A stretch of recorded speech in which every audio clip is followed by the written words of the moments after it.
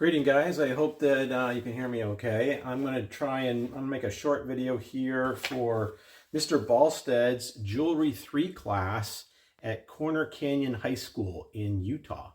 So anyway, I've been corresponding with Mr. Balstead on Instagram and said that you guys in Jewelry 3 are about to start a project where you're going to be working with plastics and in lost wax casting. And I thought I'd just kind of share a few things that I've learned over the years that maybe you might find helpful before you kind of begin that project. So I've been working with kind of funky alternative materials in my jewelry casting for 20, 30 years, more than 30 years actually. And I took a workshop from an artist named J. Fred Wool. That's J, the letter J, Fred, and then Woll, W-O-E-L-L. And I would highly recommend that you look at some of his work. He was a real pioneer.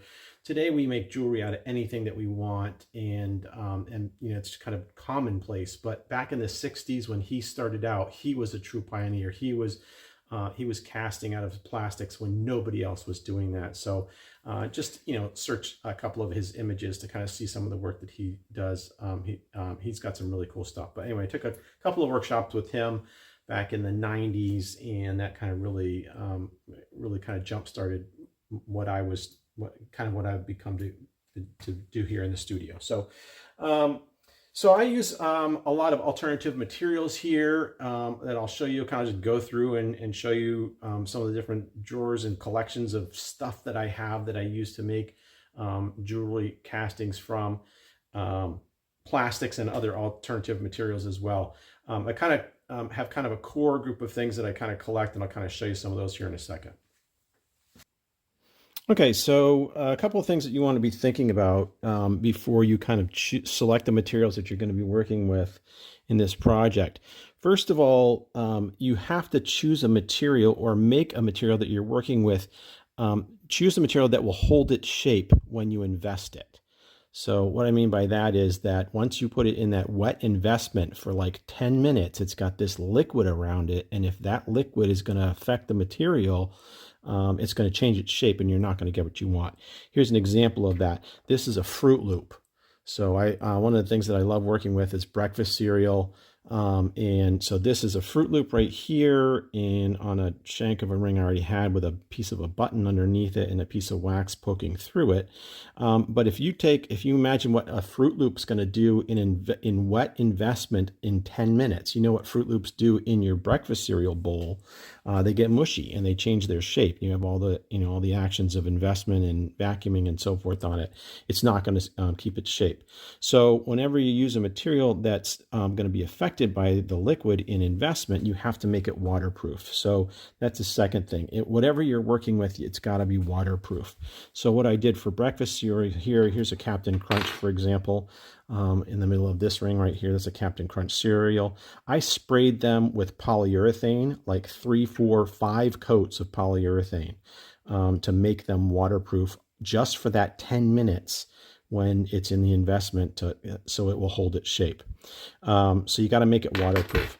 Here also I haven't tumbled these yet, but these are some more Fruit Loops or Apple Jacks. I don't remember what they are. And here's a Lucky Charms right here. These got 3, 4 coats of polyurethane as well.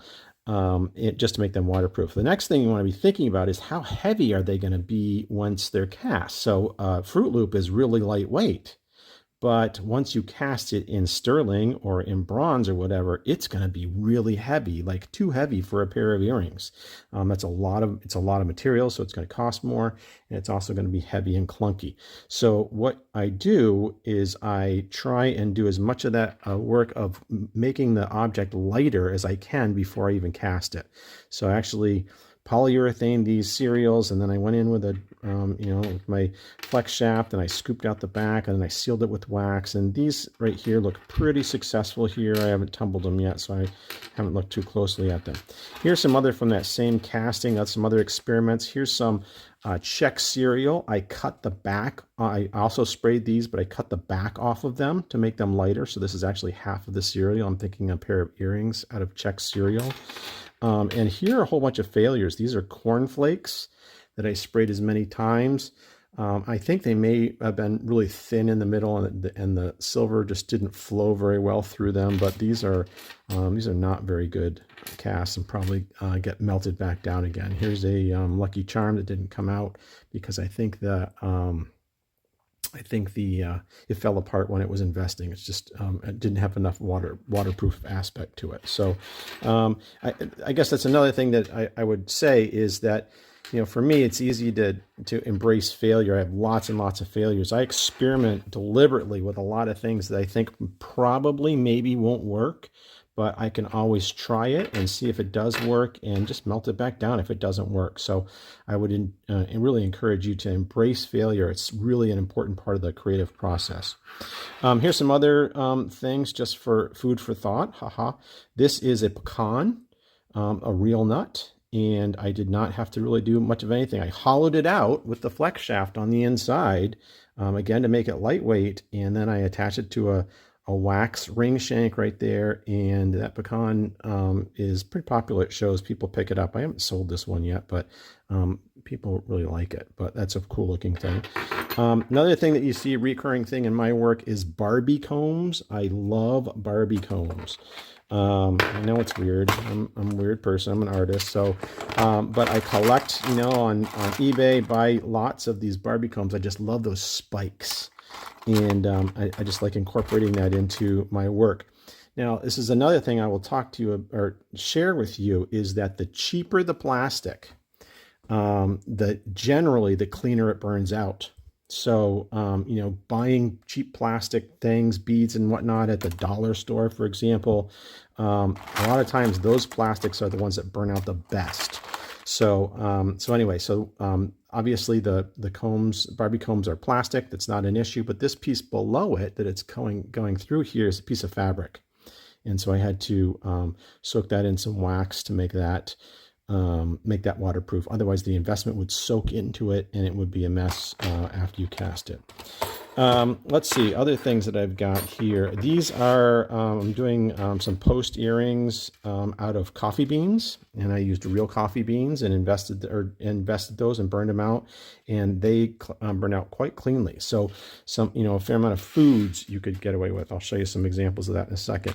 I'm just always collecting interesting plastic pieces. Legos are a really big thing. Go through your junk toy, old toy boxes if you have younger siblings or cousins, or your own toy boxes, and just look for anything that, I think this is a piece to like The Incredibles, I think some part of that movie in The Incredibles, but, that has potential, not so much maybe for jewelry, but for a small sculpture or something. But, plastic animals, plastic army men. Here's Spider-Man's feet, for example. Could you use that in a piece?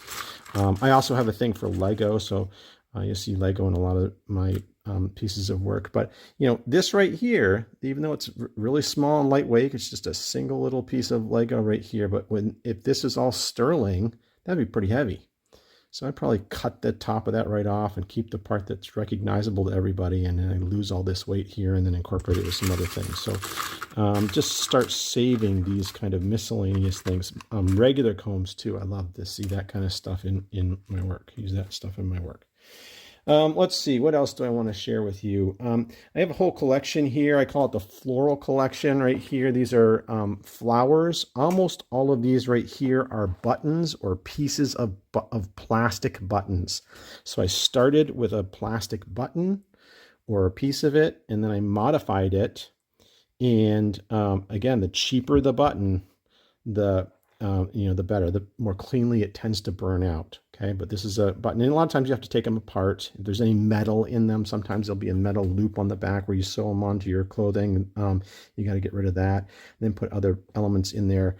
Again, I try and modify it some, so it's I'm not copying whoever invented that button, but I'm kind of making my own. But that is a button right there. In fact, that's just straight off of it. I put it on one of my bands, but yep. So that's a good place to go. Another place that, another thing that I really like to work with is trim, fabric trim. I'll show you some of that, examples of that in a moment here. But this is like if you're making a fancy dress, if you're sewing a garment, This is what you'd put along the edges of it. It's called trim in the garment world. And there's some amazing textures in these right here. This all started out as fabric. And then I coated them in wax to make them a little bit more waterproof, and then created rings out of these right here. So trim. You go to Joann Fabrics, go to anywhere where they sell fabrics, and you go to the trim section. If you're not a a sewing person, then you probably don't even know there's a trim section. But there's all fabric stores have rolls of this interesting trim that you might use in your work too. Let's see, these are just some one-of-a-kinds here. There's another Barbie comb. I used fingernail polish on that cast Fruit Loop right there. This is a piece of a button. That's a piece of a Barbie comb, and then just a bead maybe there. That's that round piece. Here's a looks like Rice Chex cereal. This is all wax. This is pretty popular. People pick this up a lot at shows. It's just these spikes. Like, can you make a ring? Can you make a piece of jewelry that's almost unwearable? I did a whole series of unwearable rings at the beginning of COVID. So, that's a good theme to experiment with there. Okay, let's go in the studio and take a look at some of the stuff that I have on the shelf.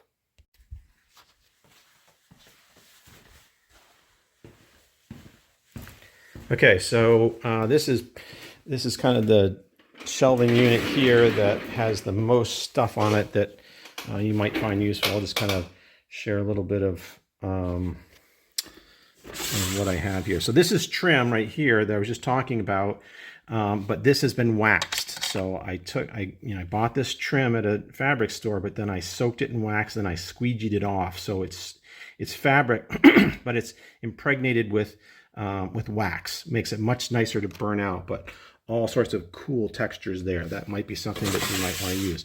Natural seeds and foods. Great idea. There's a pecan. That's where that pecan ring came from. I got some pasta here. It's too big. If I were to make this, if I were to make something out of that pasta there, it would be pretty darn heavy. But might be a cool element for a necklace or pendant if you're going to do something like that. Here's some nuts, some almonds, pistachio nuts. Like, I just love that shape right there, but that's a lot of material right there. So maybe if I were to go in and scoop out the inside before I cast it, that might be something. Coffee beans, more pasta, acorns, mushrooms, casting mushroom pieces, dry pieces of mushrooms. Here's some textured wax stuff. Here's some wax pieces that I have handy to use for circles and bases for designs. All right, here's some seeds. I have a garden, and this, I'm just going to stay here if I let go. All right. This is like New Zealand spinach, for example. Here's some cucumber seeds. Go with things that you love. Like don't mess with cucumber seeds if you don't like cucumbers. But if you love, for example, beets or sesame seeds or peas or whatever, make stuff out of things that have meaning for you. If you're a big gamer, a lot of kids nowadays are big into video games. Get an old game controller and take it apart and use pieces from that game controller and try and incorporate that into your work. Here's some breakfast cereals that I've messed around with before. Cornflakes. I learned recently that didn't work very well.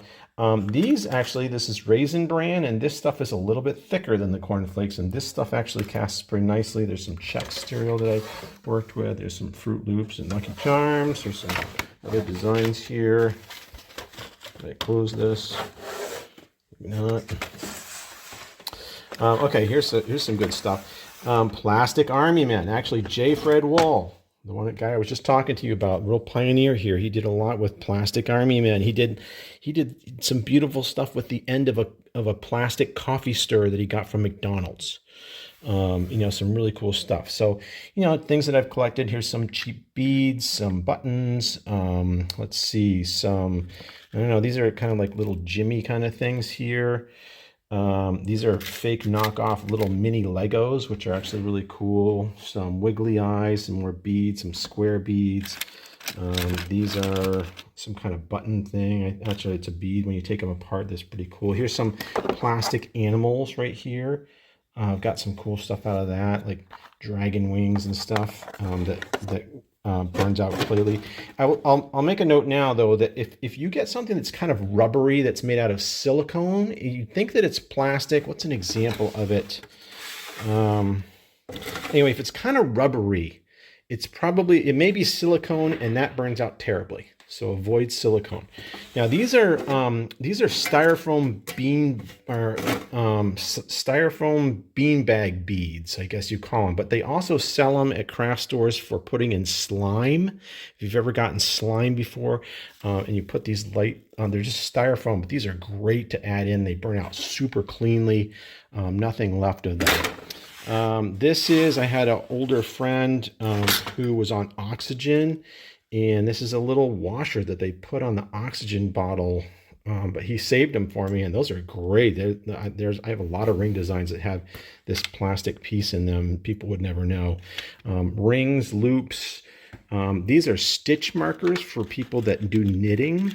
If you have anyone in your family does knitting, ask if they have any plastic stitch markers. You got to be careful because some of those are rubbery and out of silicone. They don't work. Here's some buttons that I've gotten. These are actually fairly expensive buttons. You got to be careful. The more expensive something is in plastic, it sometimes doesn't burn out quite as cleanly. Let's see. These are all just, I save all, scrap pieces from past projects, and so that I have things to, that I could use for a base for, for design in the future. All right, so that kind of gives you some idea of the things that I use. Here's my wax bench right here. These are some of the tools that I use. My wax irons right here are just soldering irons that I put on a rheostat, and so when I turn this on, it controls the heat of so it's a really cheap way to do it. You can spend a lot of money on a rheostat, but this has served me very well for 20 plus years. Wax wire is great to have if you got it, if you can. I have it in all different sizes. Some of the common things. These are wonderful. You get them in a craft store. They're sticky backed little beads. Like these are little pearl looking things that you stick. I don't know what they use them for, but they're great for building, for an element on a ring or whatever. These little stick-on things here. So all sorts of interesting stuff here. Okay, so finally, I'll just kind of end with, where do you get ideas? So I taught art in public schools K through 12 for 33 years. I just retired last year, so I'm really familiar with the kinds of things that you're struggling with, and kind of what Mr. Ballstead is trying to do is trying to have you kind of stretch your imagination and try and really push yourself. So what I recommend that you do is identify a couple of things that are really important to you right now. I mentioned gaming. I know that's a popular one, but if you're really into unicorns or rainbows, or if you absolutely love ramen noodles, or you totally are all of you're all about cucumbers, or you just totally love the color pink, or you love some toy, or just it can be anything from any aspect of your life. Maybe even a song, has a recurring theme in it. But just stick with that, pick that one thing, so maybe you're all about unicorns. So then just, all right. So when you think about a unicorn, what makes it different than everything else? Well, it's got that twisted end to it, that horn that's twisted. Here's a tool right here. So a twist to it like that. What could you do as far as this project with plastics, or with a ring, or with a pendant, that you could incorporate that subject of something you actually care about into it? And as much as possible, I know this is really hard for kids to do, but as much as possible, try and make more than one.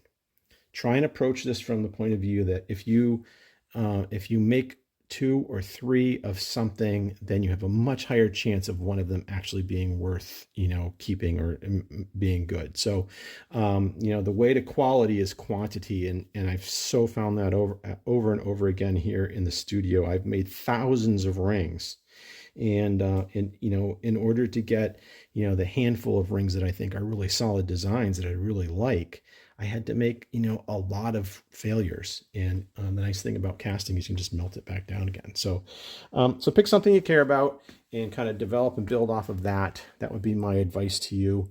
And yeah, I'm really interested to see what you guys come up with. So yeah, you can fire questions to me on email if you want. And I'm excited to kind of support you in your journey here. All right, guys, that's all for now. Greetings from Maine. I don't know how cold it is there, but we had my first fire on my wood stove the other day. We're having nighttime temps in the 40s and even down into the 30s. But Utah, you're on the Colorado Plateau there, I think, maybe. So you're pretty high in elevation, so it may be pretty cold there too. Oh, all right. All right. Take care, guys.